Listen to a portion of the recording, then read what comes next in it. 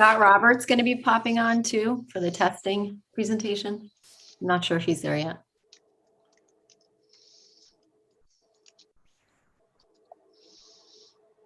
Yeah, he's there.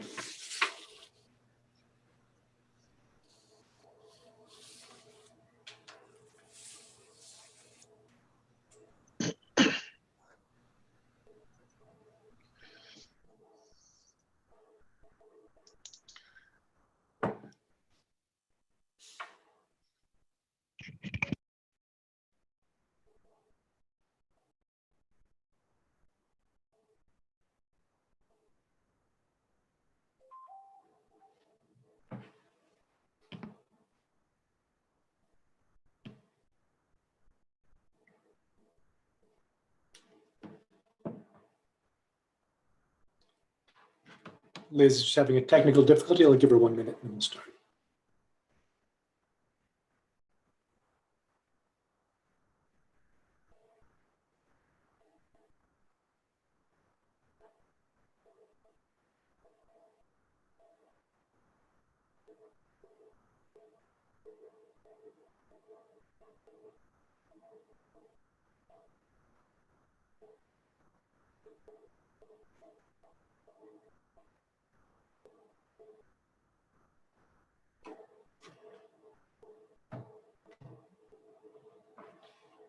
Okay, it is 7:01 and we are streaming, yes, so let's go ahead and start this meeting. I call to order this Board of Education meeting for Monday, March 8th. Start with everybody joining me off mute for the Pledge of Allegiance. Thank you. I pledge allegiance to the flag of the United States of America and to the republic for which it stands, one nation, under God, indivisible, with liberty and justice for all. Thank you. Okay, Chairman's report. I'll be brief, just a couple of items. First of all, on our budget, as you all know, we met with the Board of Selectmen on the 25th. And we had I thought a very positive discussion back and forth. I wasn't happy, of course, with the recommendation of 3%. However, overall, I was very pleased with the level of participation, the level of partnership and trust that I felt come across from that board. And I'm looking forward to seeing that carry forward when we meet with the Board of Finance in the future. Next steps, we have a Board of Finance public hearing on the 15th of March, and then a Board of Finance review of our budget on March 18th, and possibly a second one on the 23rd. Meanwhile, in Hartford, the Appropriations Committee is meeting tomorrow at 5 o'clock to go over the governor's budget regarding elementary and secondary education agencies.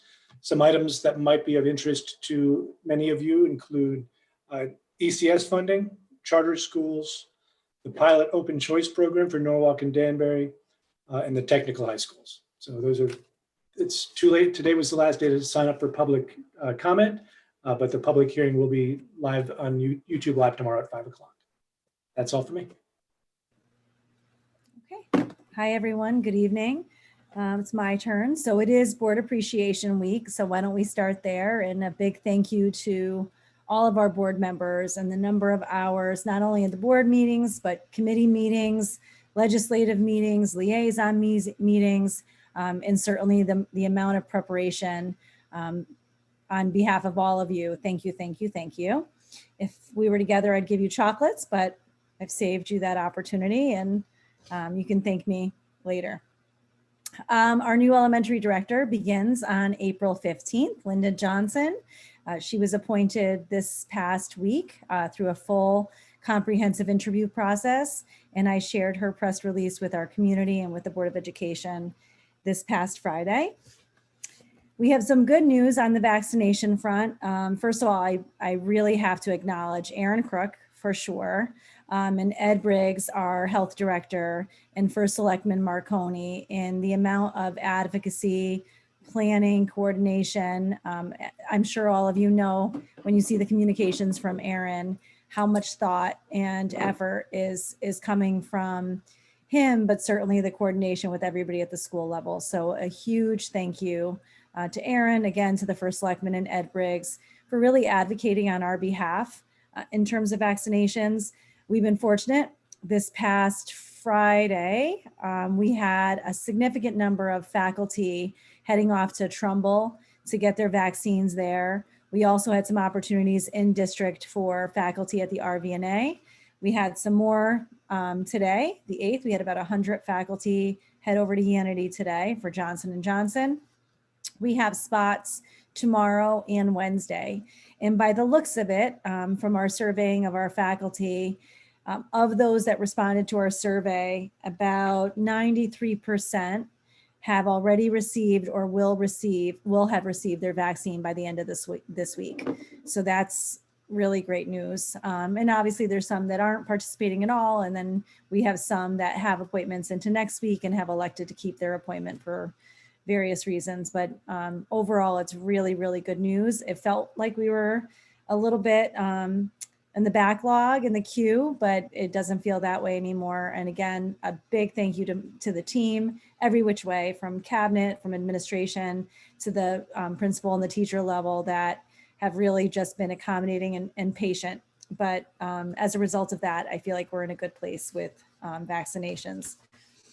The next piece of work on behalf of the district will be, how do we look at the possibility of opening our secondary schools in full? So that's our grades 6 through 12.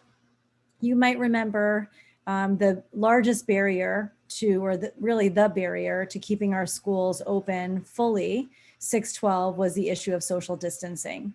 And so the reality is that probably isn't going to change. Our schools aren't going to get bigger. But whether or not the health data, the prevalence data, the implications of the vaccines have an impact, that's where we're going to be planning and processing in the coming weeks. So hopefully by March 22nd, we'll be able to share out what the next steps are with all of you, and then certainly with our community. So that's our hope, March 22nd. Again, looking at all the data that's available to us and hopefully making some wise decisions. But the reality is we do know that we will not be able to socially distance, at least consistently, between the 3 and 6 feet if we should bring kids, all of kids back, and depending if parents elect to bring them back. Open choice, Jonathan mentioned it. I think by the time the 22nd rolls around, I should be able to have additional information to share. If you remember, the board chair did say that we were going to work through phases with open choice. And the first phase, the question that was guiding the board was, do we think this program would be beneficial to students? And so hopefully by the 22nd, I'll have more information to share so that you can start looking at whether or not you're able to answer that first question or that question in that first phase. Outside of that is, it is International Women's Week. So for those ladies that are joining me on the Zoom tonight, I hope you had a good day as a start to that week. And I think that is it. And someone told me it's maybe a day, but I'm going to keep it for a week. So it's like It's not a month. That's right. In any event, to those ladies that are joining me tonight, I hope you had a good day. And that's it. Great, thank you. Committee reports. I know we had policy committee meet. We did. We had policy, and we've got a lot of stuff coming up later in the agenda. So we'll be hearing all about that just a little while. Any other committee, any other liaisons? Kathleen, anything new? Sean? I have a liaison report. Let me get to it here. So we have the Ridgefield Prevention Council is sponsoring a internet safety seminar with the police department, Ridgefield Police Department, how to recognize scammers, hackers, and more tips with Detective Victoria Ryan.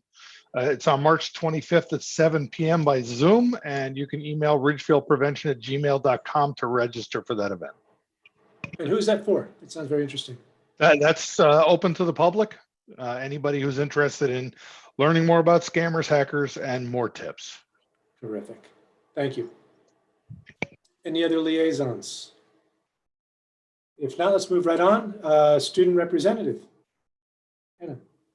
Hello, everyone. So At RHS right now, we are working with the organization Ben's Bells to create a Be Kind mural in our courtyard, and we're in contact about fundraising efforts and financing and everything that goes with that. And we're planning that for around the end of April with social distancing obviously in place while we do that event. And we're trying to include people involved in No Place for Hate, student government, and anyone else who wants to join us.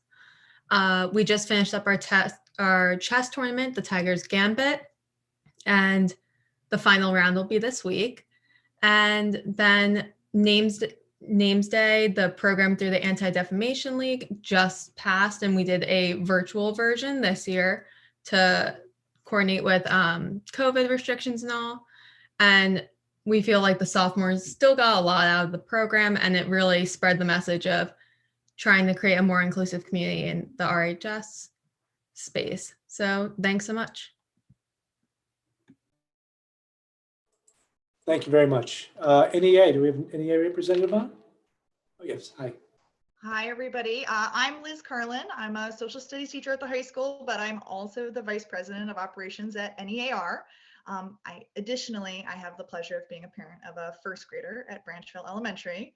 This is a little exciting for me because I'm usually in a different seat watching and taking part during Board of Education meetings. The government and politics nerd inside of me gets excited about stuff like this. Steve is very sorry he can't be here, but thank you very much for having me. This is the second week that Ridgefield teachers have had access to the vaccine. I cannot tell you how exciting it is and how happy so many teachers are being able to receive this vaccine. Personally, I received my dose last week, my first dose last week. We've had a really long, tough year with a lot of challenges, and we've been waiting for this for so long. It really feels like the beginning to the end. So a really big thank you to Dr. De Silva and Aaron Crook, Ed Briggs, the RVNA, for getting us doses for Ridgefield teachers and for helping to provide coverage to support teachers who went to go get their shots. I personally know several people who have been able to utilize the vaccines at Yanity. They would have had to wait longer for other shots. In fact, just today, I received a picture with two of my wonderful colleagues at the high school outside of Yanity. Big smiles after they received their Johnson & Johnson shot, and I'm a little jealous that they only have to get one. So really, this has been a tremendous help. So thank you, thank you, thank you. We're at a year mark for the pandemic, but it's starting to feel like a light at the end of the tunnel. It's a hope that we're going to go back to normal as soon as it's safe, and it feels kind of nice. We're past the 100-day mark at school, and AP exams are right around the corner. April break is way sooner than we think. And I know it's not the end of the year yet, but I did want to take a moment to thank all of the Ridgefield teachers for their dedication, their strength under pressure, and for really making the best of a terrible situation. I have seen firsthand how hard the teachers are working to make this year work and do what's best for their students. And I am extremely grateful as a parent, and I'm very proud to be a Ridgefield teacher. So thank you very much for having me again, and here's to a healthy spring. Thank you very much. PTA representative. Hi, everyone. I wanted to start out by first extending a big congratulations to Ariel L., a Ridgefield High School student whose artwork entitled A World Ablaze won second prize at the high school visual arts category for CTPTA's 2021 Reflections program. For those of you who aren't familiar with that, it's an annual PTA program that is the PTA's cornerstone for the arts program. It inspires students to reflect on a certain theme each year and create original artwork. This year's theme was I Matter Because blank. So Ariel's inspirational statement was I matter because I can reverse climate change. And her artwork was a fashion dress and purse. So she is actually RHS's PTSA's first ever winner for the Reflections program. So, we want to wish Ariel a big congratulations. And speaking of RHS, they hosted a PTSA Zoom meeting and this past week, and with Dr. Greenwood, Dane Street, Christine Hopkinson from Student Life, and Scott Robert from Counseling. And they each recapped the good news for this very challenging school year, as well as what to expect from here on out on the rest of the school year based off of what we know today. It was really well attended, and parents were appreciative about hearing these different areas and having the opportunity to ask them questions. Over at Branchville, they sponsored a event called Come Play School Series. And this time it was about math. The math specialist at Branchville, Prajita Opel, facilitated an interactive virtual session with parents that focused on understanding how our children learn fractions through the elementary levels. She took everyone through some sample problems so they could truly experience math like the kids do. They had great feedback, and they're looking to build on it as a follow-up event later on this spring. At Ridgeberry, the PTA kicked off its first ever readathon at the end of last month. And this has been a fun educational event to help foster the love of reading while also raising money to help fund their enrichment program for the next couple of years. They featured special events like dress-up days, some virtual visits from community readers, as well as a author visit from the actor John Amos. So all the students were encouraged to set reading and fundraising goals with a month-long, because it's a month-long event and they have, opportunities to win different prizes. They also sponsored a virtual field trip to the Maritime Aquarium for the fifth graders. They enjoyed this fun and educational enrichment experience and, shared highlights of the trips along with some fun facts they learned with the PTA. Over at VP, they had a read out loud with Susan Hood, who's the author of Ada's Violin, as well as a virtual service learning program. It's called the Pencil Project with the Prospectors Theater, and all the families were invited. The VP PTA also sponsored some in-house enrichment programs like High Tech for a few of the grades. And this coming Saturday, they're going to be hosting their first virtual wine gala for parents. So a little something for everyone. Over at Scotland, Lorena Seidel, which is a Scotland parent, hosted a virtual parenting workshop in February. For Valentine's Day, they gave every child a Valentine's Deborah Ann's ice cream voucher. And they also had a pizza yourself delivered heart pizza kits to the school for anyone who had pre-ordered it.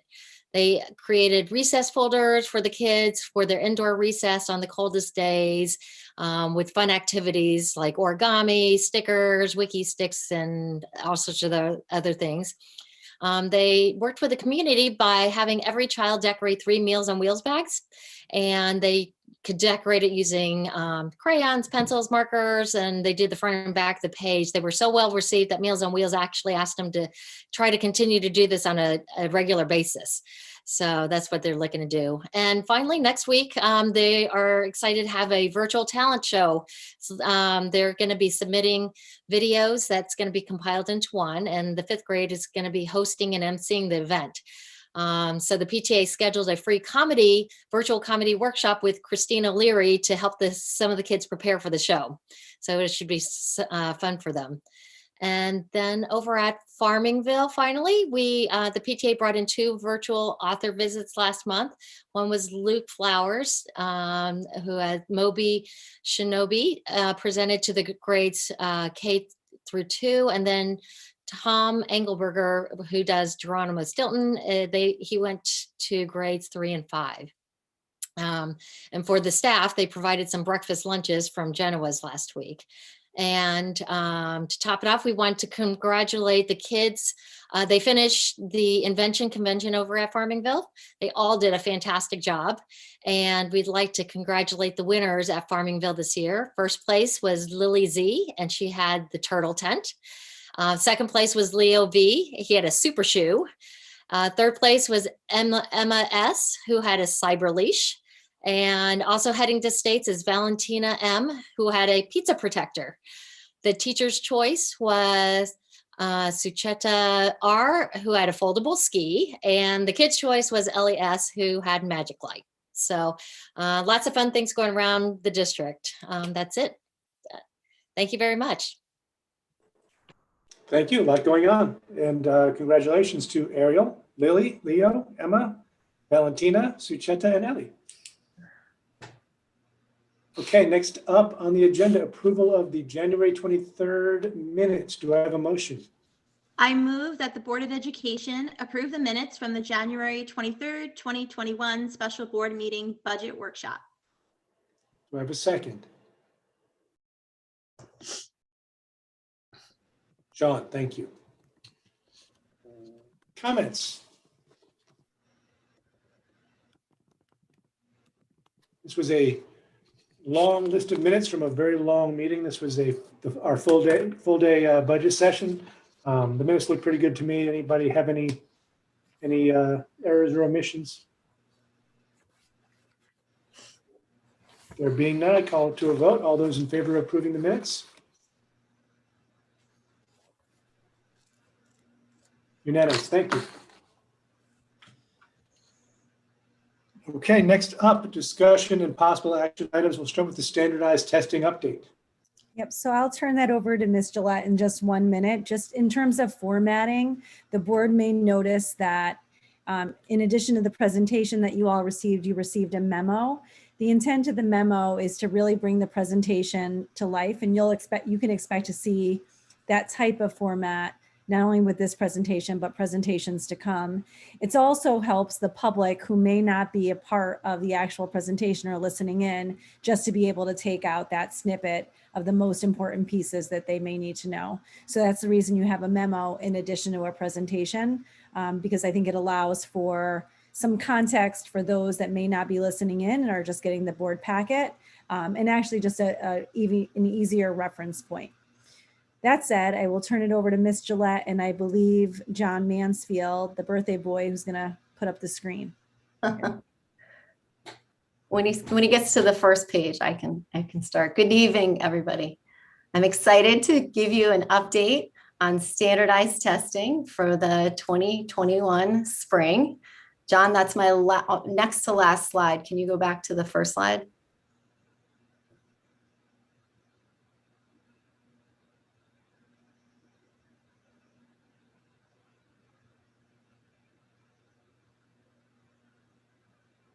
And this is wait time again that feels far longer on a Zoom. In real life, this would feel like nothing. In the classroom, we're good. Kids can process and think, and that's what John is doing. You can get very excited for this update. Here you go. Here you go. Good evening, everybody. So in this presentation, I'm going to update you on standardized testing in Ridgefield Public Schools in the spring of 2021. There are 3 parts to the presentation. I'm going to give you a quick review of the assessments and talk about their purposes. The second part is when I'm going to talk to you about what that administration of assessments are going to look like this spring specifically and traditionally. And then finally, I'm going to end with an overview of the assessment schedule that parents can expect for the spring of 2021. Here we go. So the Connecticut State Department of Education requires us to administer a few assessments yearly: the Smarter Balance Assessment, the Next Generation Science Assessment, and the Connecticut School Day Assessment. And it is true that this year, during COVID, unlike last spring, we are asked to continue to do so. However, traditionally, the state asks districts to try to get 95% or more of their students to participate in each of these assessments. For this year, the state of Connecticut has requested a waiver from the federal government to reduce that for us, to not hold districts to try to get the 95% participation rate. But at this time, we have not heard back yet. So that's something that we can let you know when we find out. So we are operating as usual. So let me just tell you a little bit about each of these assessments. There's the Smarter Balanced Assessment that's given in grades 3 through 8. There's the Science Assessment, the NGSS Science Assessment, and that's given in grades 5, 8, and 11. John, I'm back 2 slides still. Thank you. And then there's the Connecticut School Day Assessment that's given to students in grade 11. And I'll talk about each of them more specifically. So next slide, thank you. So I'm going to talk a little bit about the Smarter Balanced Assessment. This assessment has always been taken online, and there are 2 different kinds. There's a computer adaptive test, and there's one for ELA and one for mathematics. And these assessments measure students' progress against the state standards that are already aligned in our curriculum. The computer adaptive test includes short answer, multiple choice questions, and then there's some interactive questions. And like I said, it's a little bit adaptive. The second Smarter Balance Assessment is a performance task. And the state of Connecticut only gives the performance task in math. And what that means is that students are presented with a real world problem, and then they have to use multi-steps to try to figure out that task. And what it's really measuring is students' depth of understanding of math concepts and their ability to apply complex analysis to a math problem. So that's the Smarter Balanced Assessment. The second assessment is the Next Generation Science Assessment. Now, this has only been given 2 times in the state of Connecticut because the Next Generation Science standards were only recently implemented in the state of Connecticut. And again, it's not given at every level. It's not given in every grade. It's only grades 5, 8, and 11. Again, it's taken online. And the majority of questions are called cluster questions. And that means that students are presented with some kind of a real world problem, a phenomena, some kind of design fact that they have to try to figure out. And then there are a bunch of related questions to that problem. What it does measure is science and engineering practices, those core ideas and those cross-cutting concepts against all the different kinds of science: physical science, life science, earth science, space science, and engineering. So that's the science, that's the second one. So let's just think a little bit about how we can use the results from the Smarter Balance and the NGSS assessments. They can provide an annual snapshot of student achievement in comparison to those state standards that we've implemented into our curriculum. They can provide one data point to measure student progress and growth over time against those 3 different content areas. And they can also help districts take a look at how the implementation of those standards are going in their curriculum. And finally, they can provide one piece of assessment data that can be used in the midst of many other pieces of data when making some educational decisions about specific students. However, there is a caution. It is not a the assessment results do not provide a comprehensive understanding of student achievement or program evaluation at the district level. And it really doesn't give a specific detailed analysis even of how the student performed on that test, which I'll show you on the next slide. And it does not provide a view of the whole child. We get that view of the whole child from our day-to-day interactions, our informal assessments, and our other formal curriculum-based assessments. This is an example of a student report for a 5th grader from the Smarter Balanced Assessment. So you can see the way that the results are given. It doesn't give us a very detailed understanding of Jonathan and how he is performing as a reader and a writer. We understand that he's reading above average performance, his listening is approaching standard, his writing and research inquiry is above standard. We can also see how his 4th grade score compared to his 5th grade score. He went from just meeting standards in 4th grade to meeting standards in 5th grade. The interesting thing that the state has added recently to these student reports is that they have a Lexile level at the bottom. The same is true in math. There's a math level. And students and parents can use this level to help determine just right books. What reading level is best for a student and at what level can they understand and comprehend easily. So that was the Smarter Balance Assessment and the NGSS, just quick overviews. So the third assessment required by the state is the Connecticut SAT school day. This is the SAT. It's the same SAT that students take for college entrance. As I mentioned before, this is still being taken in paper pencil version. That is likely going to change for next year, but so far administration of SAT has always been paper pencil. Again, like the other assessments, it is aligned to the standards and is measuring students against those standards. Again, these are 11th graders. Now, the interesting thing here is that the proficiency level is determined by a different formula. That formula is not created by the state of Connecticut, but it's created by the College Board. So if a student is proficient, is determined in proficient, or they meet benchmark, it means that if that student were to take a college course in that content, that the performance, this indicates that they could receive a grade of C or better in that college level course. So it's a different way of measuring what benchmark means. And this is just a quick view of what that SAT looks like for a student, those 4 hours, the different parts of the SAT that they take. And you notice that there is no essay here, nor is there an essay this year on the SAT, actually. So that was just a quick overview of the 3 different assessments and a little bit about their purposes. So the next thing I want to talk about is what our administration of those assessments are going to look like this year in Ridgefield. There are traditional structures that we're going to use, and then there are obviously some new structures due to COVID. So you can expect that, like we always have, that there will be students taking assessments on school devices, that there will be students taking assessments with pencil and paper, and that they will be doing so during designated testing windows. As always, the administrators in Ridgefield Public Schools work hard to make sure to minimize the numbers of minutes spent on testing. And as traditionally always happens, teachers will be present during these assessments to proctor.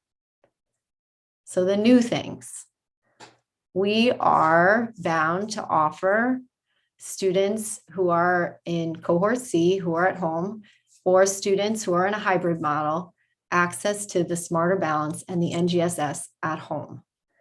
And if students are in a hybrid model, it's possible that a student might take part of the test on one day and in school, and then part of it at home on another day. The state has made this possible by creating a secure browser. And that is something that's very new for us. So the proctoring is digital, and really their teacher isn't present if you're at home. So really the proctoring is more the parent, though there isn't a parent responsibility specifically laid out. So in order to accommodate these new structures, there's a few things that we need to do differently. The Smarter Balance and the NGSS do provide us with some practice tests, and we can practice these remotely. So we plan before the actual implementation of the test to practice remotely with students both at home and at school. And you know, this is something that our teachers are doing every day with every kind of structure, that they have some kids at home, some kids at school. So it's not so different, but we're lucky that we have a platform where students can not only practice just navigating the platform on their own, but navigating it at school and at home. And the other thing that we are doing to prepare differently, and that our technology team is doing an incredible job, is making sure that all students have a district device. These assessments can only be taken on district devices. So that any of the computerized assessments have to be taken on a district device. Okay, so that's our plan for administration. And the last part of this presentation is talking about the assessment schedule for the spring of 2021. So when you look at the elementary assessment window, you see it's a pretty big, broad window from May 4th to May 29th. Parents can expect that their elementary administrators will be getting in touch with them with the specific dates that their child will be engaging in the Smarter Balance assessment. And then if they're in 5th grade, it will be the NGSS assessment. In elementary school, students are given 2 days to complete the NGSS assessment. That is not true in middle school or high school. Same thing with the window in middle school for the Smarter Balance assessment. Parents will be informed when their students are taking that assessment, but I believe the plan is for all 6th, 7th, and 8th grade students to take them on the same days during that 10th through 18th window. the NGSS will be given there on the 19th. And then finally, high school has an upcoming day on the 24th where they're going to administer the SAT school day. And the NGSS will be given on April 7th. It is our district's obligation to make sure that our parents understand what the assessments look like that we're giving to our students. We will be holding 2 parent workshops, the first of which will be held on March 18th at 10:15. We will be sending out a link with more details. We're also finding a evening date for parents who aren't able to make that date. That information will be coming out to you in the next couple of days. So thank you very much. That was a quick description of the assessments, a conversation about what our administration looks like, and an overview of all the dates when we're going to be administering the assessments. Thanks to Scott Robert, who's here, if there's any questions that I perhaps need to call a friend on, but that's the update on standardized testing. Thank you very much for that update. Any questions from the board? I'm sure there are a few. Tina. Thank you, Corey. Your first presentation all done, so thank you. Thank you. It was quick, so I appreciate it. It's not a comment towards you or our admin, but it's more a comment for the state that is forcing these tests. This has been a tough year. And the fact that they're still giving tests to kids, it's against everything they've talked about, emotional, mental growth, mental stability, emotional growth. So for me, I think it's important I make this point that I'm so disappointed that they're still forcing these tests on these kids and the teachers. This has been tough for everyone and the parents, because if a child chooses to stay home, the stress of proctoring that test and the validity of the test and so much more. So I think I wouldn't feel correct as a parent, as a board member, as a parent leader, not making that comment loud and clear that I'm really disappointed that the state is forcing this for the parents, for the teachers. So it's just something for the state. My quick questions, and I know it's going to come up. Usually, traditionally, the SBAC has been one of the key points, one of the data points in which children have been placed. And I know I'm just over jumping this, but I know this will come up, and I wanted to bring it up because it has been used, and we all have been talking about how this has been an unusual year, and there is so much content, and kids could be struggling for so many various reasons, whether they're full-time or not, it doesn't matter, just for so many reasons, because it's not a normal year. So will this still be used as a data point going forward? And you can talk about it later. And my other, I do want to, even while I'm going on, it's a role, but I do want to appreciate that you did say the SPACs is a snapshot in time, that you do look at the full child. So I think that's so vital you say that, because I know parents look at the scores and they get worried about it, but it's been a key point, and how placement has been used, so we can't talk about it. And my one quick additional question was, I know that MAP testing is still being done, and is it still being done? Totally how many hours? How many hours are we spending preparing our kids for these tests? Or are we not? That's just a question. Okay, I'll answer what I can answer. And thank you. So one of the things that I did not say at the beginning of the presentation that I did mean to say, and maybe I just didn't highlight it enough, is that last year we did not give any of these assessments. So in terms of math placement for this year, they can't be used because we don't have the data. And actually, one of the things that we are working on, and actually since my very first day in district, is looking at what math placement can look like this year in a COVID year. And we are working both with the elementary teacher leaders and principals, the same at the middle school level, and putting together a plan for that, and hope to have that to you within the next few weeks. So that is one thing. The conversation moving forward, that is definitely something that we heard. I heard from PTA parents, my first meeting also in my first weeks about that specific score, that 1 day in time score. So I have heard that feedback. But we are for right now, we're looking for a temporary COVID plan, and then we're going to do some longer range work that we will communicate with you about.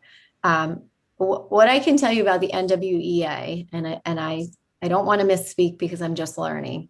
There is not preparation for the NWEA. They are administered. They have been administered. I believe they're administered at the elementary 2 times a year, and I think it's 3 times at the middle school. I don't want to misspeak on that. But there is those are not assessments that there is preparation for. And in all honesty, the preparation for the Smarter Balance or the NGSS is more about the platform and making sure that kids know how to toggle, how to go back and forth, how to make sure that you read the whole passage. It's just very different from paper and pencil. And any new program that you interact with, you kind of have to learn it and figure it out. And we just want to make sure that our kids are comfortable and not anxious when they're interacting with a platform like that. So I think I answered everything as best as I can in this moment. Thank you. So Corey, if I can just add on, and Tina, I meant to mention math placement in my superintendent's report. And so as soon as you asked that question, I said, oh, I forgot. That said, literally from the day that Corey arrived, that was the biggest conversation that had a sense of urgency in terms of timing, especially in the COVID year. And so when Corey mentioned that they've been working, they have been, and hopefully when she says that we'll be communicating out with you, it's the families, right? The ones that are going to be impacted the most. And certainly the Board of Education will know what's happening as well as parents. But we will be having a parent workshop on what that placement will look like, because I do know that adds a level of anxiety to every family member and probably kids as well. The other part or how you started off, Tina, when you said that you were disappointed in the state in terms of the standardized testing. And I actually share that sentiment. That said, I also have seen it a different way. So we've advocated, many of the superintendents have advocated not to test this year for the obvious reasons.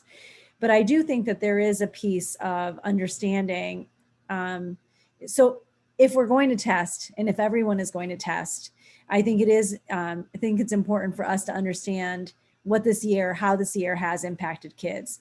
Now, the challenge will be exactly what you described, what the validity is, right? Whether kids are taking it home or at school, whether they're anxious, all of those variables. What does the community look like next door? How many days were kids in school? So it's hard to compare.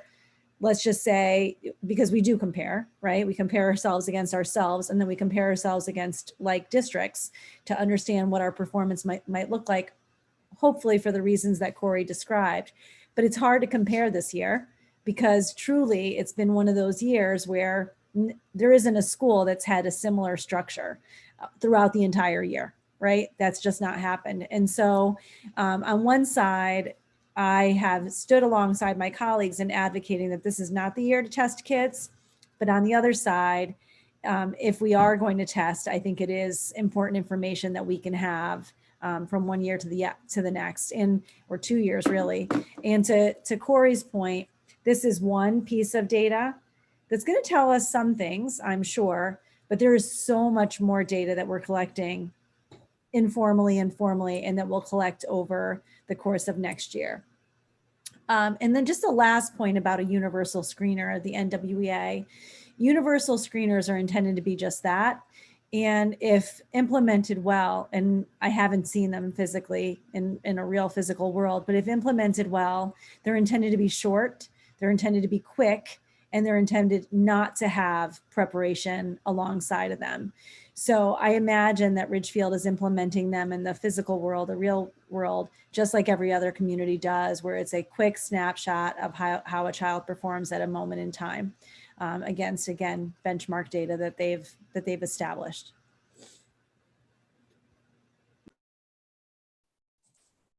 Thank you. Sean. Just a quick hypothetical that might have come up at dinner tonight.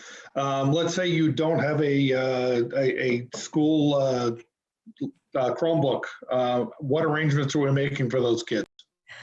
Yes, we double, triple checked to make sure that the state said that you absolutely had to have a district device, because you know how hard your tech team here works. So we are inventorying, and we will be making sure that anyone who doesn't have that device does have access to one to use for these assessments. The team has already started working. They're already several weeks in. Our first we have a little bit of time before our first go around. So they think that we are prepared, and we have inventoried or are inventorying. So we'll know who needs what But it is a lot of work. We wish that we could do it on any device, but I guess it's the way that the software and the secure browser from the state works.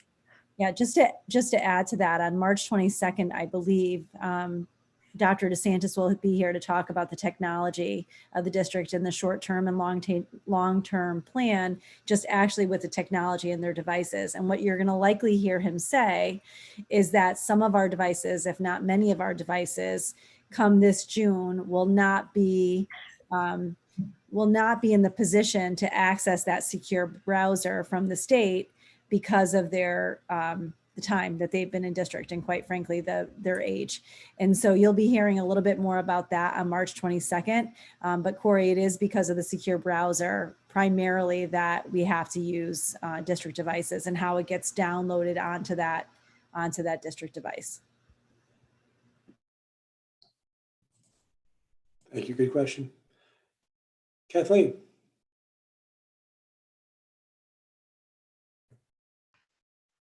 Thank you so much for that, Corey. I just hope you continue to advocate for that, not having that 95% threshold, because I know that really is an important point in terms of how schools receive report cards.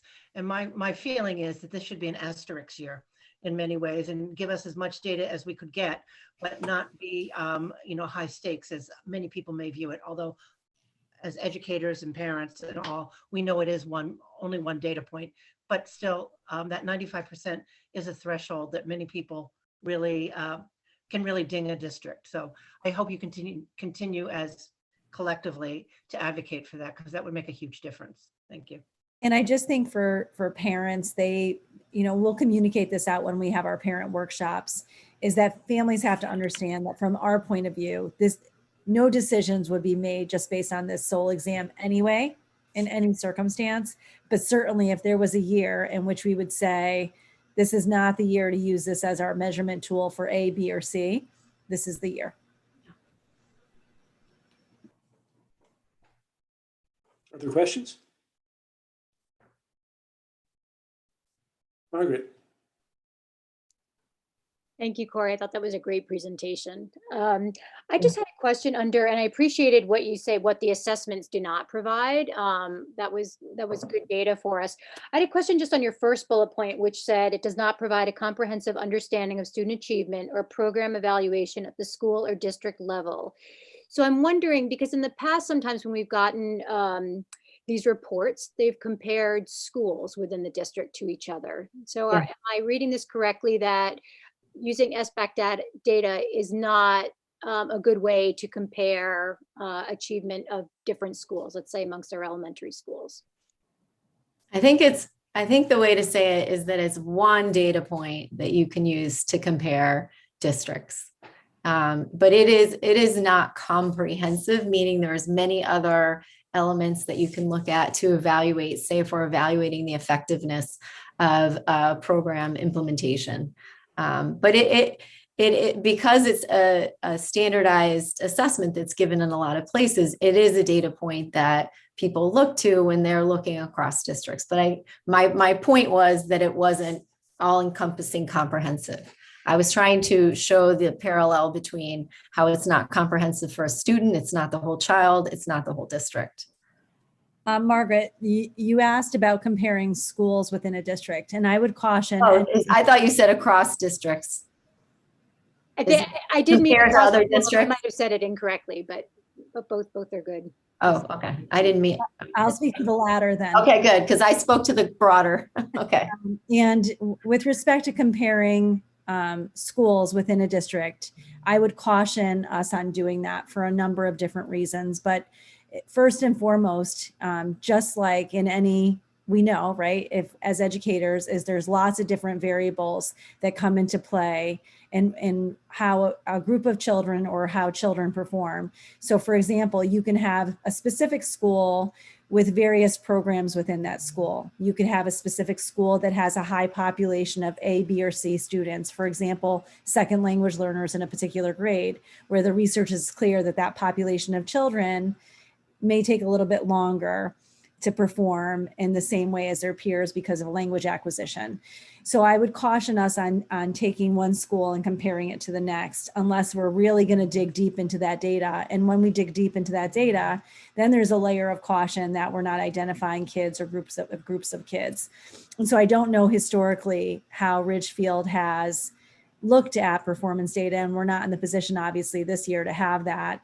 But as we move forward into next fall, theoretically, if we're sharing out how our students perform this spring, I would really yield caution in putting our schools up against one another in that kind of way. Now, that said, when you have consistency of curriculum and consistency of program, then sure, you can look to see, okay, are our schools working towards the same common goal? Or there's some gaps that we might see? In other words, we may notice that, actually, as Corey was kind of alluding to, we may notice that programmatically in one grade level, they didn't finish up some of their scope and sequence as a result of that, or they were a little bit further behind. As a result of that, there may have been implications on how students performed on a particular measure. So certainly there's information that we can gather on our end, but that's information that's helpful to us. It's not necessarily information that would be helpful to the wider community. So I would just caution us when we get to that point. We're not there yet, but. Thank you. Anyone else? Tina? I just quick comment. I think it's so great to hear finally. I mean, I've been part of this for so many years that you are talking about the entire child. You're not talking about one grade versus another grade, because we've been going through this, right? We always sit as parents and compare, X school did better or Y school did better, or one grade did better than the other. So I just think as a parent who's been watching this, and I'm sure there are other parents who are listening to this also must feel it's great to listen that the test does not define the child or the school or the teachers. It's just one snapshot in time. And I really think it's great you're talking about that. And you're even looking in if the kids are not, let's say X school did better than Y school, why? Just not thinking about the kids. And you are looking at the broader picture, even second language. So I think it's great you're talking about it. So I do want to appreciate that. So thank you. I agree. Anyone else? Okay, thank you very much. It was very informative. Thanks. Appreciate it. Moving on, we have policies. These are all first reads, right? So no motions tonight. No motions tonight. These are all first reads. And I believe they go through one or two policy committee meetings. Actually, a couple of them have even been through 3, but. You want to bring us through these then? Oh, I will. Yes, absolutely. And I'm sorry. I know this is what made the packet really large this weekend. So I'm sorry. All right. So we've got 5 policies here for first read, as Jonathan mentioned. The common thread amongst all of these policies is that they must be updated due to legislative changes that require updates. So we're trying to catch up on some of those legislative changes that have happened over the past year or so. And this is the first wave of that. So hopefully there will be a lot of activity coming from the policy committee over the next few months. All right, the first one is policy 1700, otherwise lawful possession of firearms on school property. Our current policy is from April 2009. So obviously we need to bring this up to date based on legislative changes. The committee looked at our current policy and then considered policy updates from both CABE and Shipman and Goodwin. For those of you who aren't on the policy committee, there's typically a CABE version of policies, there's a Shipman and Goodwin policy, and then we have the RPS policies, which often are based on one or the other, sometimes are a hybrid. And that sometimes can cause confusion at the committee level as we try to, to figure out how to move forward. And you'll see that in some of these policies.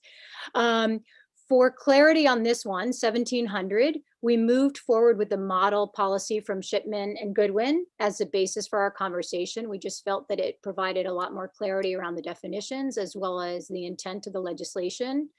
In committee, some of our questions involve the definitions under section 1. And we did get follow-up. We did check back with the attorneys and found out that the definitions that are in this policy are based off of the actual statutory language. So that's why they are as they are.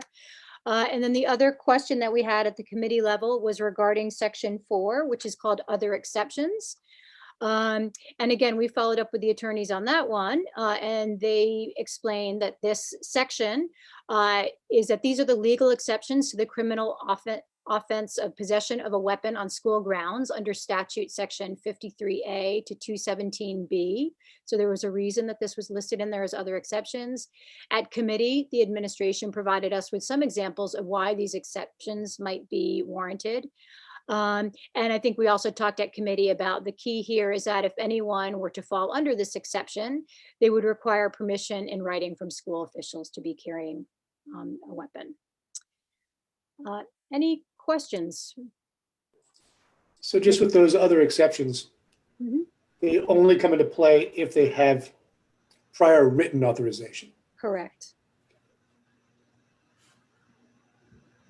I think I saw Rachel's hand first. Rachel and then Kathleen. So thank you so much, Margaret, for that.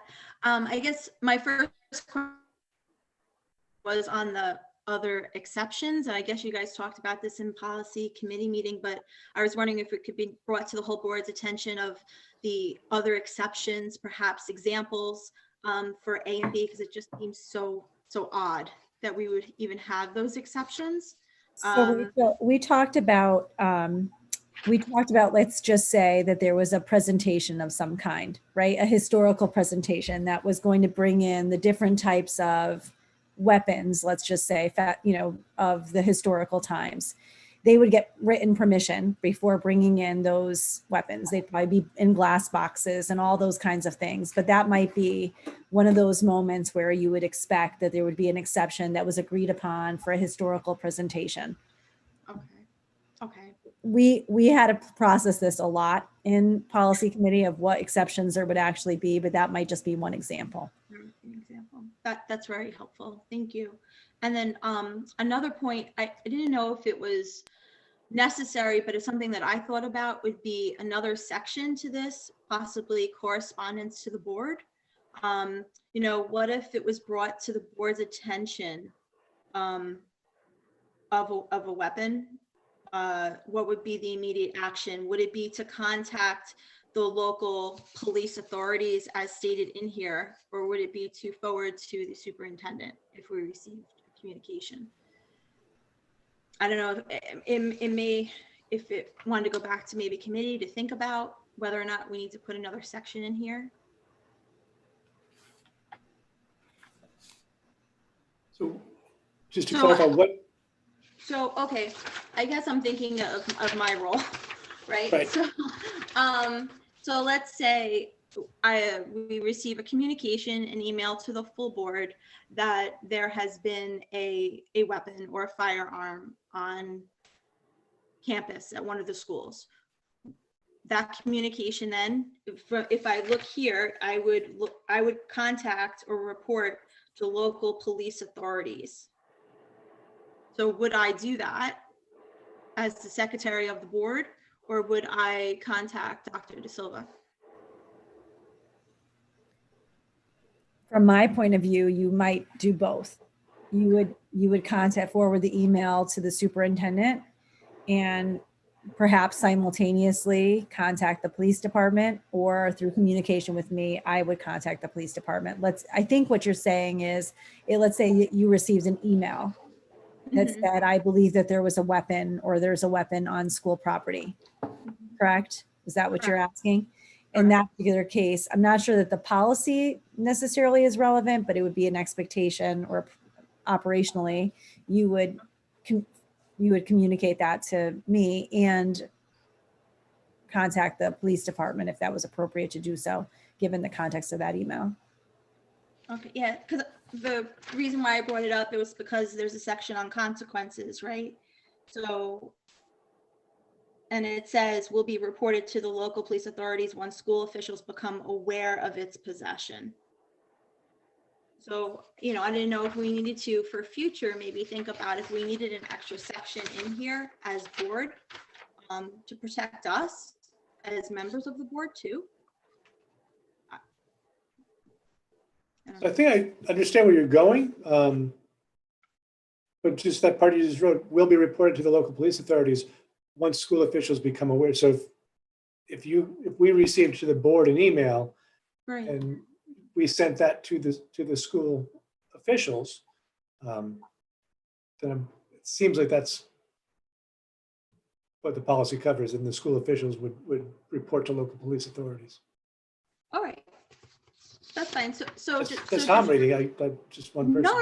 I mean, it was just a question that, that I had that I wanted to bring to everyone's attention. So what we would do is so as the secretary of the board, if it ever happened, I would forward it to Dr. De Silva, and I would also contact the local police department. And just The way as it a, reads, you report it to the district reports it to the police. That's my clarification point, what Sean just But said. that's how it reads. I think that's how it reads, and that would be complete. However, there's nothing to stop Rachel from also reporting it to the police. There's Well- nothing to stop any private citizen from reporting it. well, and that's also the point, Rachel. It wouldn't necessarily be incumbent on you as the secretary to report. Okay. Oh. I lost you, Ken.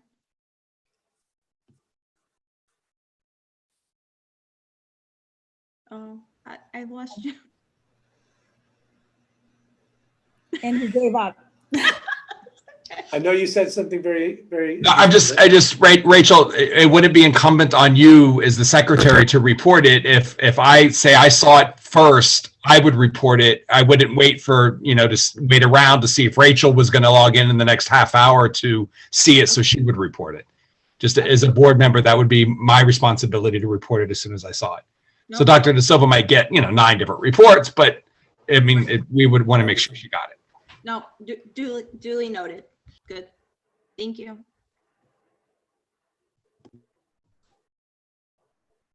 Any other thoughts on that, or Kathleen? Just to follow up on what Rachel had said about the other exceptions, I thought about that too. And I was thinking of an artifact or something historically. But is there any way to consider putting it unloaded? I don't know if that's the official term, but without bullets or whatever it might be. Just because if it's being used as a teaching tool, it doesn't need to be a deadly weapon. That's all I'm thinking, and I'm just putting it out there. It already says loaded or unloaded, so that's covered under the policy. It's in the first paragraph. Yes, Sean, I understand, but if you're bringing it in as an extra exception, it should not be loaded. Could that be stated? You know what I'm saying? Because it's a tool. I've read maybe too many mystery novels where just accidents happen. Kathleen, another exception that we had discussed was, let's say that a parent is a member of law enforcement and they're required to have their firearm on at all times, and they want to attend a sporting event on school property.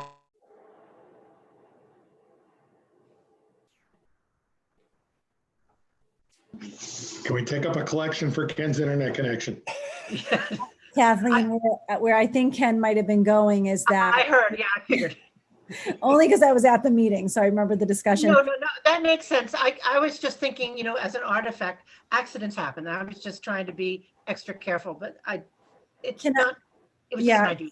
One of the reasons we ended up with the shipment policy, and Margaret, you can correct me if I'm wrong, but was because they had those definitions at the start. And so I think that is somewhat helpful to Sean's point about the loaded or unloaded, is that it was clear to have the definition there. But then to Ken's point, the reason we had the dialogue back and forth is that parent who by obligation of work has to have their weapon that's loaded because of obligation at work, it would require that written exception for them to be there. And so that deadly weapon as defined we would have to use A, right? Because it would either be unloaded or loaded. No, that makes total sense. I was just thinking above and beyond. Thank you. I was thinking in boxes, if it could be inside of a box, that's in a glass box that was locked that couldn't come out. Right, maybe the written permission would only be granted if it was going to be unloaded in a box.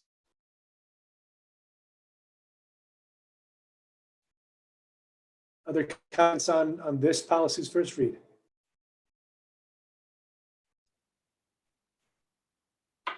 Okay, you want to take us into Okay, so this will come- 2111? Sure, then this will come back at what, March 22nd for the second read. Thank you. Okay. Policy 2111, equal employment opportunity. This one, as you can see from the red line, really is just updating the language to comply with some statutory changes for affirmative action and to include protected classes. Again, this policy is from 2009, so obviously it needed some updates.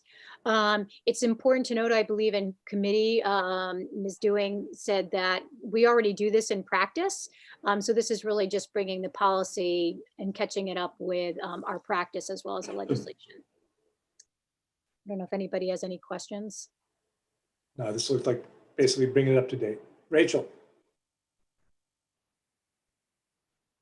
I just have one quick question, actually. It goes with this policy, the 2111, and then the affirmative action. Just in the list of stuff, it was marital status is listed under the affirmative action, but not in the list on the 211. I was wondering if we needed to put it there.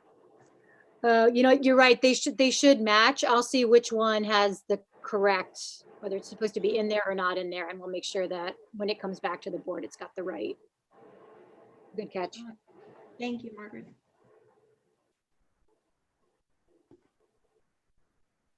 Any other comments on this one?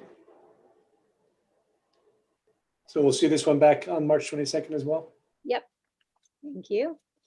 And as Rachel just noted, 3324.1 is basically the same thing. We just needed to update the language here and it should match the same language as in 2111. The other part of this policy, which obviously isn't related to affirmative action, is a practice that we're already doing. So right now, what we're really just looking at is the updates to the affirmative action language. Comments? Okay to bring it back? All right. All right, so the next one, 5141.4, reports of suspected abuse or neglect of children or reports of sexual assault of students by school employees. Obviously not a light policy. This is connected to sister policy 5145.511, which is the next on our agenda. So we wanted to consider them together. This policy was adopted in December of 2011. Again, we needed to update it to align with statutory changes and current district practices.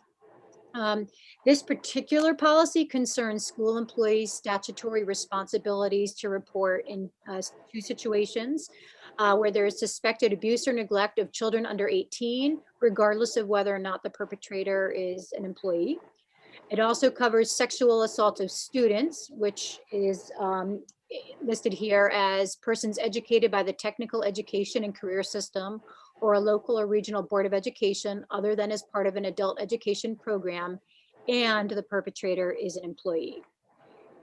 Then in the policy before you, you'll note in that first paragraph, that last sentence actually goes above and beyond the statutory requirements of reporting and requires all employees, not just mandated reporters as defined under the statute, to report any of these instances. The policy committee discussed this at November 3rd, February 22nd, and our March 1st policy meeting. So this has had quite a bit of discussion around it. We looked at our current policy and again, considered the updated policies from CABE and Shipman and Goodwin.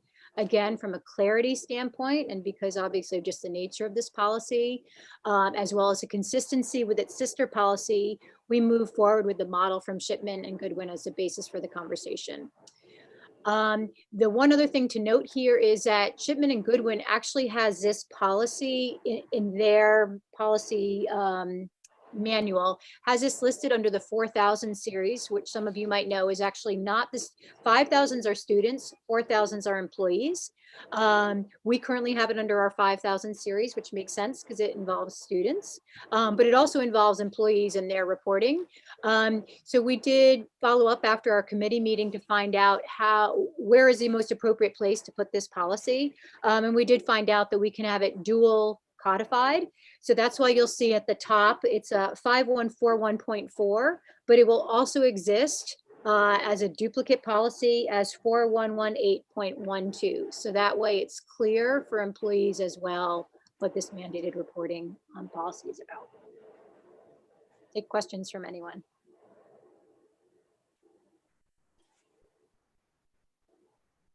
Rachel.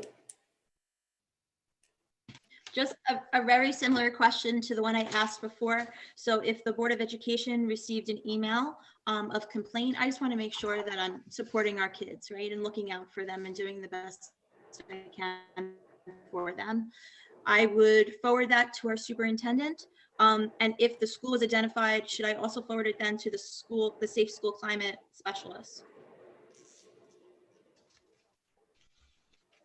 Would that be accurate? Both are appropriate, Rachel, Okay. but certainly to the superintendent. So to the Safe Schools Climate Coordinator and copy superintendent, or to the superintendent who would then contact the Safe School Climate Coordinator. So both are appropriate, but the superintendent for sure. Thank you. Margaret, I had one question. It's actually more a procedural question. Yep. With the resources that are located at the back of 5145, 511, I know we're kind of between both of these. Is it an expectation that those continue to get updated? I'm just kind of unique in that it has a lot of resources there. That's a great question. I would assume that the expectation is that it gets updated for sure, because if we're directing people to go there to look to see what the community resources are, I would think so. But that's a good point, that it should probably be annually reviewed for that purpose alone. Yeah, I don't know how many other policies we have with resources like that, but it just makes me wonder if, they're 5 or 6 years old. Yeah. Yeah, that one I remember. That one actually, that policy itself is 2019. But yes, we should take a look at others that might be older, but also have this on a list where we know that it gets reviewed annually. You know what, to add on to that, Susie, that's a good point, is I think the first and foremost one would be the one that's the most immediate, the closest, the one that could give you the immediacy of the information, probably local rather than, and then they could go further and further afield. So, because it starts with national. Right. So that might be a good thinking, good thinking. Who do we use? Who do we rely on?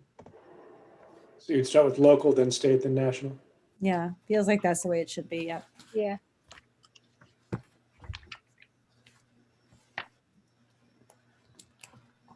So with 5145.511, you did a lot of redlining, but with the 5141.4, you're doing a wholesale change over to the shipment policy. Is that correct? That's correct.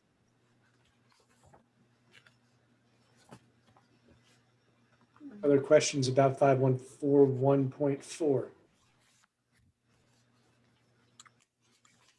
Okay, I think you can bring that one back on the 22nd as well. Great, thank you. Okay, and then on this last one, as I said, it was intertwined with 5141.4. The committee, well, actually, this one was adopted back in September 2019, so it is fairly up to date. But there are some changes, and those changes came to light actually as we discussed it in committee. So again, this one was discussed November 3rd, February 22nd, and March 1st. But actually, especially at the March 1st policy committee meeting, some great questions came up.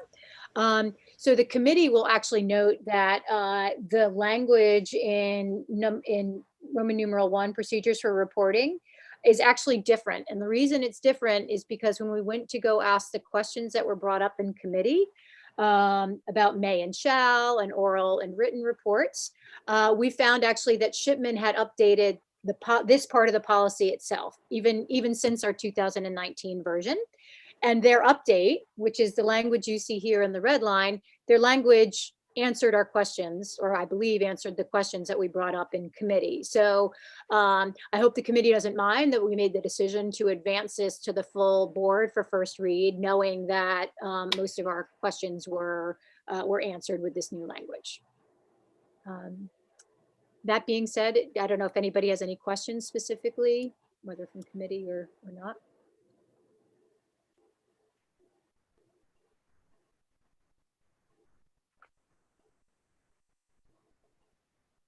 It looks like you can bring this one back as well. All right, great. And we will, I noted that perhaps we can change, just double check the resources, but also change the order of the resources in the back before we do so. Good. And it is good to note for the public that those resources are there. This policy, even though it hasn't, it's being considered now. This policy, for the most part, as it is written, exists on our website. So those resources are available for the public to be able to go to, and they can access those services without even involving the schools. But again, it's the school is communicating those on behalf of the community. Do those resources in this list live somewhere on the website other than in this policy? That is, I don't know if our safe school climate specialists know the answer to that. I don't know the answer. It's a good one. It is a good question, but I don't believe so, Jonathan, that they would be on the website themselves. Likely if anyone contacted the Safe School Climate Coordinator, they'll have those resources available to them, but Good. or available to family members, but on the website now. That I'm aware of, unless it's hidden somewhere. Well, the policy's hidden, so that's why I was wondering if it was an easier place for someone to find them, but like you said, it's school climate coordinator. Mark. Go ahead, Ken. Margaret, so is the additions of reports of suspected abuse so far, is that staying all capped? Oh no, we can uncap that. I think, yeah. All right, and then we need periods at the end of all of those, but on that first page under B, Yep. I think it's been truncated. Yeah, I saw that too. Thank you. Okay. Yep. And probably doesn't need to be bold if we're Yep. doing it. Thank Okay. you. Mhm.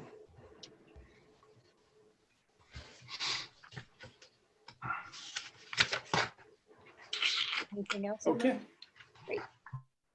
Thank you. A lot of policy work this month.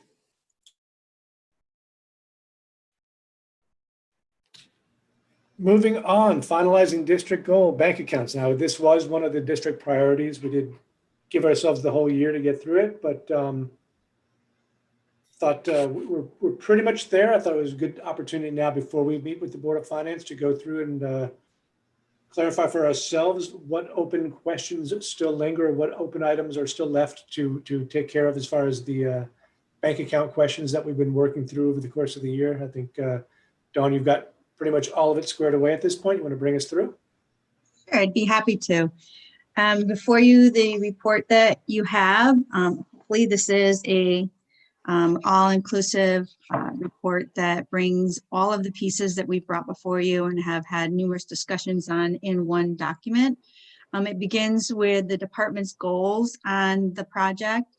It moves forward with each of the bank accounts, the sources and uses, any policies that pertain to those bank accounts, and then it ends with any recommendations that pertain to the individual bank accounts. In the back of the report, at the end, is some questions that came up from a Board of Finance member. And so there is the answers, the questions and the answers in the back of behind the individual bank accounts. As you may remember, that we have various bank accounts to maintain deposits for many aspects of activity within Ridgefield Public Schools. We have student activity accounts assigned to each school, an account that holds money for grants, bank accounts for our summer learning and adult education programs, a bank account for donations that currently has the donations for the athletic fund in that as well. And two accounts for school lunch program. In addition, we have an account for school building rental as well as the Impress fund, also known as the pass-through account. When we were reviewing these accounts, we took into consideration all recommendations, reviewed past best practices, and compared our processes and our bank account activity with other districts.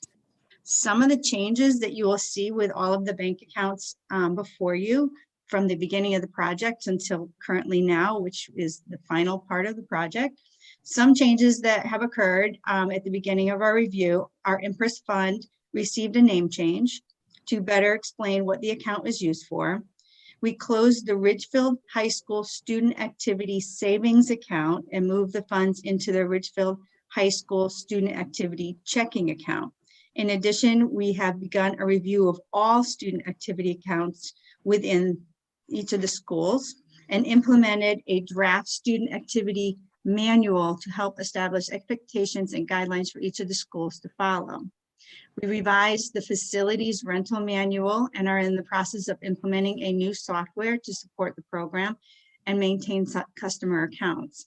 And finally, we've begun the process of setting up the athletic ledger accounts within the general fund with the expectation that the change in accounting process for the athletic fund will eliminate the need for an athletic fund balance.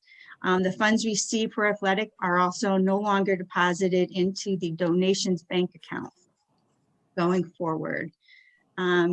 And I'm happy to take on any questions, or if there's anything that after all of the review we've done still stands out as a concern for anyone, or something more that needs to be processed. Do you mind if I just walk through them one at a time with you? No, I'm happy to. Okay, so special revenue and donations account, also athletics. The concern at the beginning of the year was the commingling of the different sources of funds and concerns in general around how athletics was fully funded at the beginning of the year. And the outcome of that is that it will no longer be handled in that manner. Athletics will be handled in the general fund. The ledger accounts, well, they were always, even though the fund money went into the same bank account, they were always maintained separately on the ledger. Right.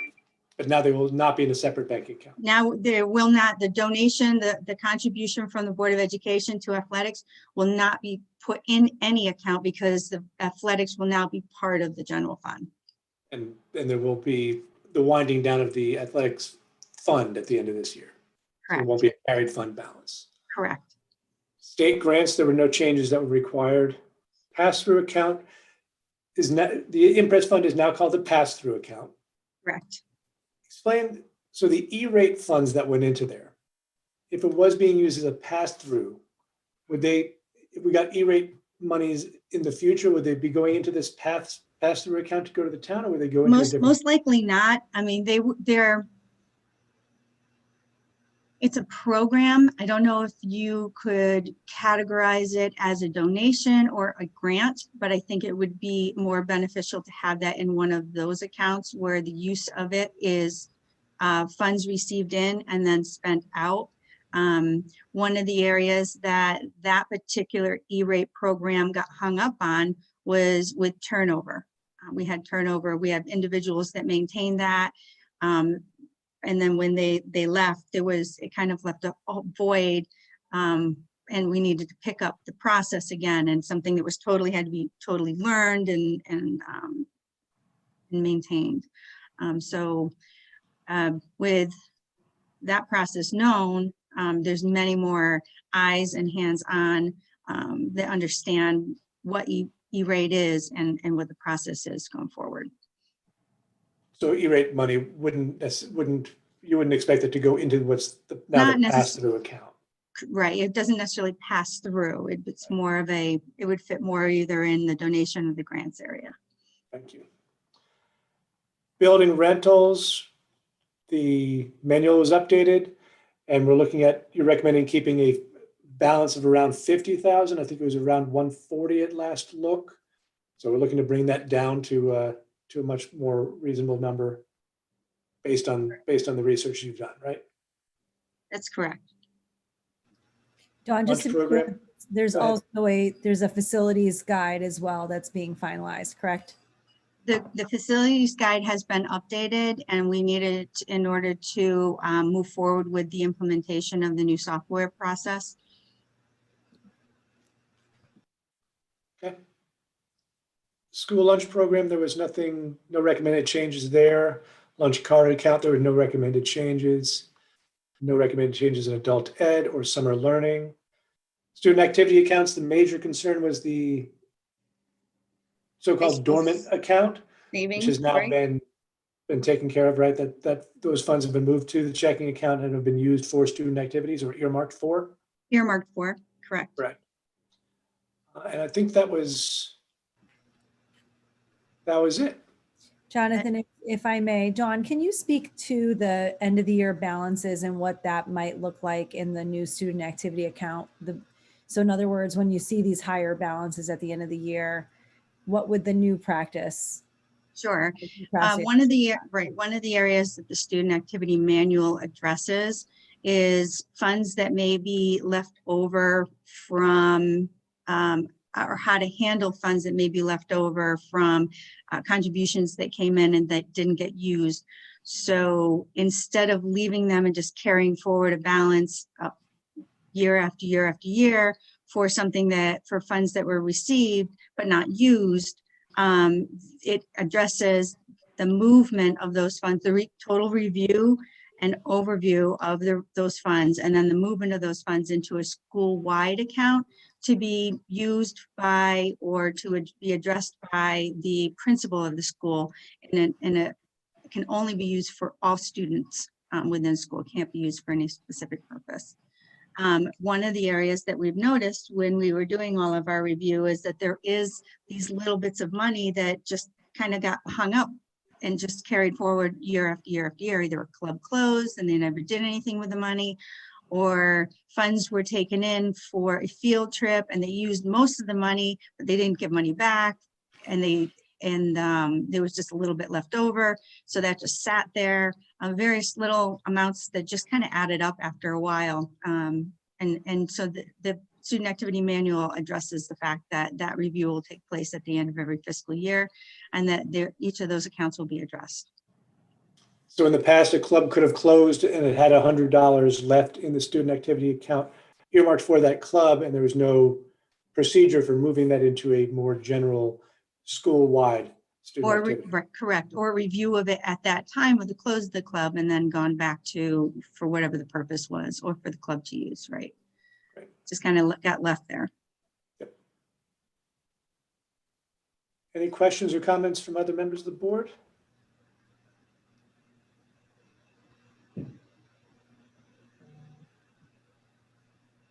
I think this was a whole lot of work. We got through a lot this year, and I think we're in a better place now. And it's I'm very confident that this is going to be put behind us, and we've got a good standard procedure going forward to handle these accounts. Thank you for all the hard work. You're welcome. Thank you.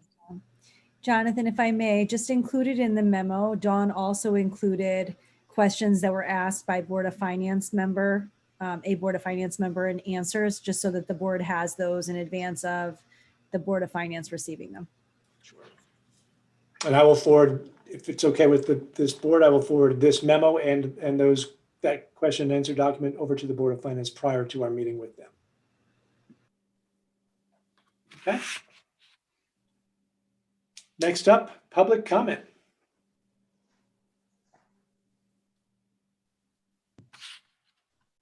Yes, we do have public comment this evening.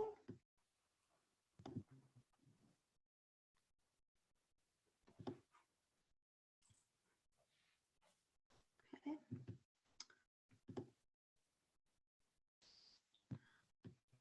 Okay. So first public comment is from Deborah Franceschini, got G 72 Spire View Road.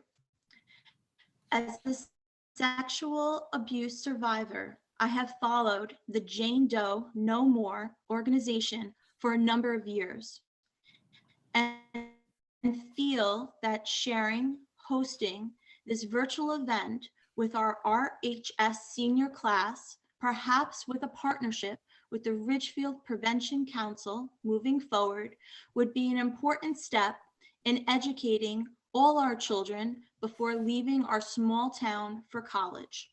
www.janedoe.org/safe-student-initiative.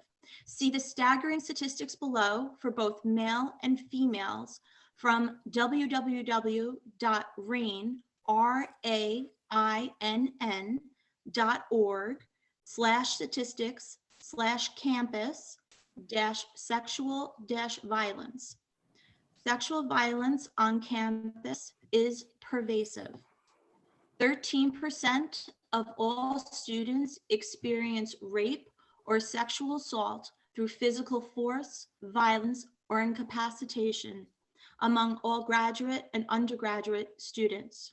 Among graduate and professional students, 9.7% of females and 2.5% of males experience rape or sexual assault through physical force, violence, or incapacitation. Among undergraduate students, 26.4% of females and 6.8% of males experience rape or sexual assault through physical force, violence, or incapacitation. 5.8% of students have experienced stalking since entering college. Student or not, college-age adults are at a high risk for sexual violence. Male college-age students 18 to 24 are 78% more likely than non-students of the same age to be a victim of rape or sexual assault. Female college-age students 18 to 24 are 20% less likely than non-students of the same age to be a victim of rape or sexual assault. I'm here to help in any way needed should you decide to move forward with a plan to address this critical issue. Thanks in advance for your support. Okay. And I also have the correspondence report.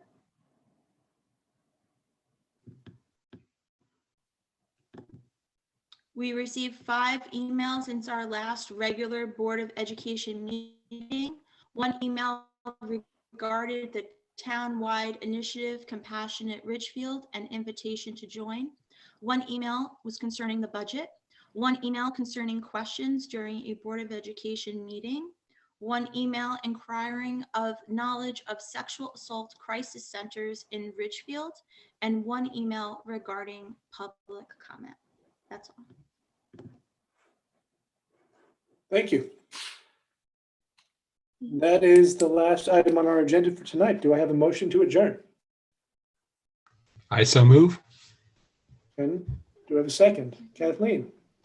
All in favor?